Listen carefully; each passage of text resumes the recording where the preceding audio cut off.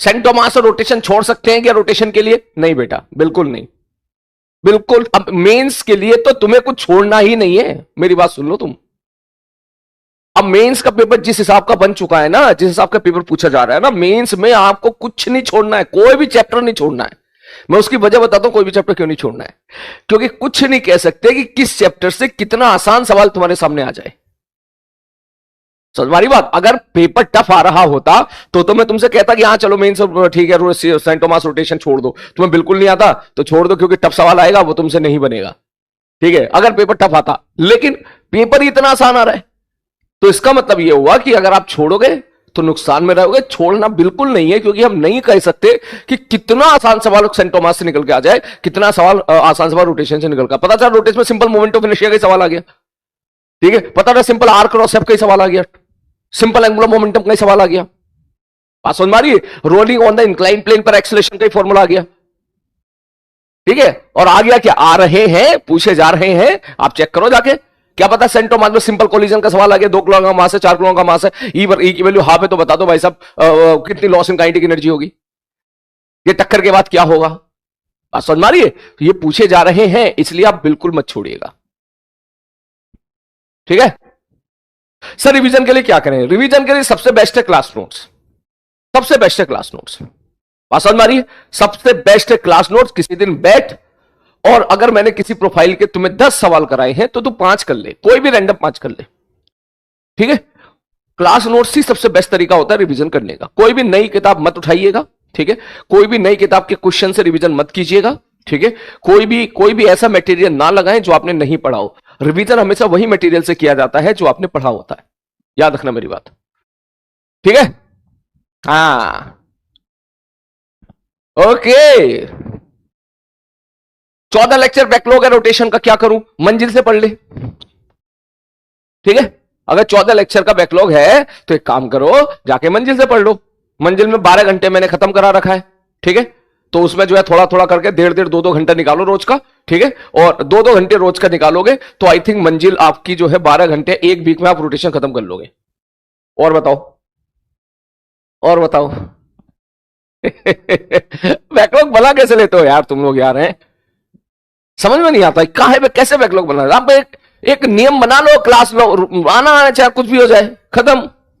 Live आना है का मतलब लाइव आना है, नोट्स बनाने मास्टर के साथ, क्लास साथ साथ तो बनाने हैं। दिस इज द प्राइमरी, ये प्राइमरी होना चाहिए। सेकेंडरी होमवर्क करना है, जितना ज्यादा मास्टर ने होमवर्क दे दिया तो जितना हो पाएगा उतना करना है। हाँ, माइंड मैप, हाँ बहुत बढ़िया। माइंड मैप अगर मंजिल के लिए भी अगर समय नहीं है आपके पास, ठीक है, तो YouTube पे मैंने जो माइंड मैप शूट किए है ना, आप वहां से भी देख सकते हो। माइंड मैप मैंने 1 2 घंटे में पूरा चैप्टर का रिवाइज कराया, ठीक है।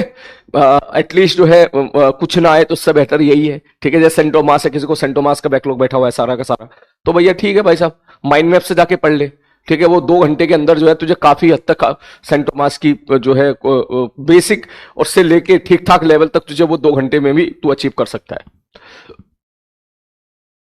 ठीक है। वो कह रहा है ना ना 5 मिनट का 5 मिनट रोटेशन वाला देख लेते हैं, वो काफी है। कह रहा 7 मिनट का लेक्चर जो है ना रोटेशन का, वो देख लेते। हाँ वो देख ले, वो देख ले, वो भी देख ले, कोई बात नहीं, वो भी देख ले। बेसिकली वो 7 मिनट नहीं था मेरे भाई, वो 5 मिनट था। मैंने 5 मिनट का बना के दिया, परफेक्ट 5 मिनट का बना के दिया भाई साहब। एडिटर साहब ने वहां अपनी कलाकारी दिखा दी, ठीक है। मेरी आवाज को स्लो कर दिया, 0.8x पे कन्वर्ट कर दिया, और 0.8 में कन्वर्ट करके वो जो थी वो बन गई आपकी पूरी की पूरी 7x की वीडियो। यहां से क्या सीख मिलती है समझ रहा है? बैकलॉग नहीं बनने देना है।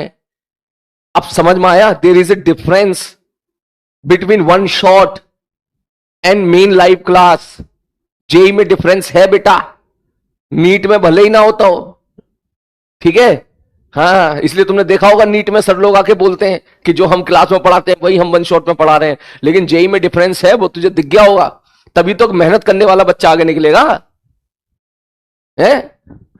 अब रोटेशन किसी का बैकलॉग है तो ठीक है, मैं उसको बोल रहा हूं कि जाके मंजिल से कंप्लीट कर ले, लेकिन मंजिल से वो कंप्लीट करेगा तो इसका मतलब वो उन बच्चों को थोड़ी ना बीट कर पाएगा जो इस क्लास में लाइव जिन्होंने बढ़िया तरीके से 20 लेक्चर तक बढ़िया सारी चीजें पढ़ी हैं। इससे क्या सीख मिलती है? आगे नहीं करना है ये सब काम। अगर मंजिल से ही पढ़ने की नौबत आनी थी तो बैच क्यों खरीदा है? वहीं से ही पढ़ लेते सारा का सारा। अब मैं इस चीज को अप्रिशिएट तो नहीं करूंगा ना तुम्हें। वो तो मंजिल में इसलिए बोल रहा हूं कि चल ठीक है, something is better than nothing. 100 में 100 नहीं कर पा रहे हो तो चलो 60 कर लो, 60 इज बेटर देन 0। ठीक है ना? हाँ, आगे से नहीं बनाना बैकलॉग। सारी बात समझ में? सीरियसली नहीं बनाना है बैकलॉग। रूल्स बना लो, रोज करो, रोज की रोज क्लास रोज अटेंड करनी है। मतलब मैं सीरियसली बता रहा हूं कि तुम्हारे, मुझे याद है तुम्हारा वही बैच है ना जो वेक्टर से मैंने स्टार्ट किया था और 5वें लेक्चर में ही बच्चे टाइप करना शुरू कर दिए थे, बैकलॉग कंप्लीटेड, बैकलॉग कंप्लीटेड। फिर किसी ने टाइप किया था, बोले वेक्टर स्टार्ट हुआ है अभी और इनके बैकलॉग बनना शुरू हो गए। हाँ यही बैच है, याद आ गया मुझे, याद आ गया मुझे। बेटा बहुत गलत चीज है ना? मैं सीरियसली बोल रहा हूं, 5 महीने का टाइम है, सब कुछ भूल जा, अपने प्रायोरिटी केवल और केवल, केवल और केवल अपनी बैच रख ले। दुनिया के सारे काम छोड़ दे। अब तो ये समझ ले तेरी रोज की प्रायोरिटी होनी चाहिए कि सर मैं रोज का रोज जैसी क्लास में आप पहुंचोगे मैं वैसी क्लास में पहुंच जाऊंगा। बात समझ में आ रही है? मैं मानता हूं अगर कोई रिकॉर्डेड भी देख रहा है तो मैं उसको भी बोलूंगा लाइव आ। ठीक है, मैं मानता हूं तेरे आधा घंटा या 45 मिनट तेरे ज्यादा जाएंगे लाइव में, आई एग्री ऑन दिस, कि वही लेक्चर अगर तू रिकॉर्डेड देखेगा तो शायद वही 2 घंटे का लेक्चर हो सकता है तू 1.5 घंटे में कंप्लीट कर ले। ठीक है, 2x पे 1.5 कुछ भी कर ले, लेकिन यहां लाइव आने के जो फायदे हैं वो वहां से मैचेबल है। क्या बोले? पहली बात तो बैकलॉग नहीं आएगा, दूसरी बात नोट साथ साथ में लिखने का पूरा मौका देता हूं, क्लास नोट्स यहीं पर ही लिख लेगा साथ साथ। ठीक है, जब मास्टर लिख सकता है मैं लिखने के बाद तुझे टाइम भी देता हूं ठीक ठाक। ठीक है, तो ये ऐसे फायदे हैं जो लॉन्ग टर्म तक के लिए बहुत, समझ रहा है ना मेरी बात? हाँ, यार हॉस्पिटल में भी देखा था। नहीं नहीं, इतना भी स्ट्रेस मत लो, मतलब इतना भी मतलब कि हॉस्पिटल बीमार हो गया तो रेस्ट लो, है ना बेटा? अगर तुम में से मैं तो चाहूंगा कि यार आप भी चाहोगे कि यार बीमारी ना पड़ो, लेकिन अगर सपोज कोई बीमार पड़ रहा है तो फिर मैं उसको बोलूंगा फिर तू कंप्लीट रेस्ट पे जाओ, कंप्लीट रेस्ट। ठीक है, 2-3 दिन का ब्रेक लो, 4-5 दिन का ब्रेक ले लिया करो अगर कोई सच में बीमार हो जाए तो। ठीक है, हाँ, बीमारी में क्लास लेने का हक केवल मास्टर को है। अरे बात समझ में? बीमारी में क्लास लेने का हक केवल मास्टर को है, तुम्हें नहीं है। तुम्हें अगर सपोज बीमारी होती है, बुखार आता है, कुछ भी चीज होती है तो जस्ट टेक रेस्ट, उसके बाद फिर चालू कर लेना।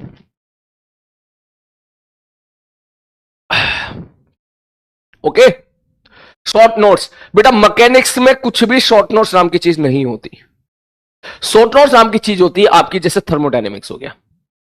समझ मारी बात? मैकेनिक्स में क्या शॉर्ट नोट्स बनाएगा तू ये बता? सारा तो कंसेप्ट है, फॉर्मूले है नहीं उतने ज्यादा। ठीक है, फिर भी अगर बनाना ही हो तो एक बार स्टार्ट कर देना neutral of motion. Neutral of motion में आई डोंट थिंक कोई शॉर्ट नोट बनाने की जरूरत है।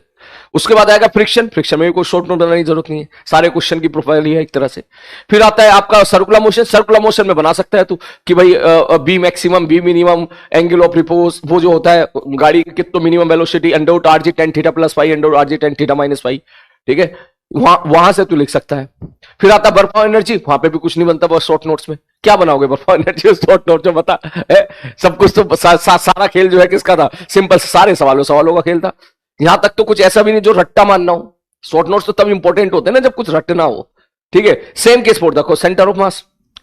रोटेशन में क्या बनाएगा शॉर्ट नोट्स?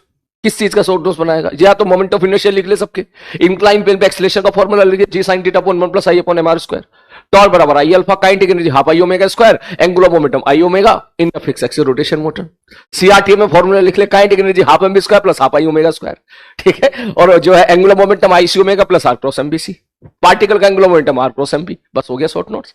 ठीक है, हाँ शॉर्ट नोट्स की जरूरत पड़ेगी तो वही, हाँ जैसे थर्मोडायनेमिक्स या वर्क डन का फॉर्मूला क्या होगा, सी का फॉर्मूला क्या होगा, ठीक है, सीबी सीपी के बीच का क्या रिलेशन होगा, वो यहां जरूरत पड़ेगी केटी थर्मोडायनेमिक्स में, है ना? वो फ्लूइड में भी जरूरत पड़ेगी।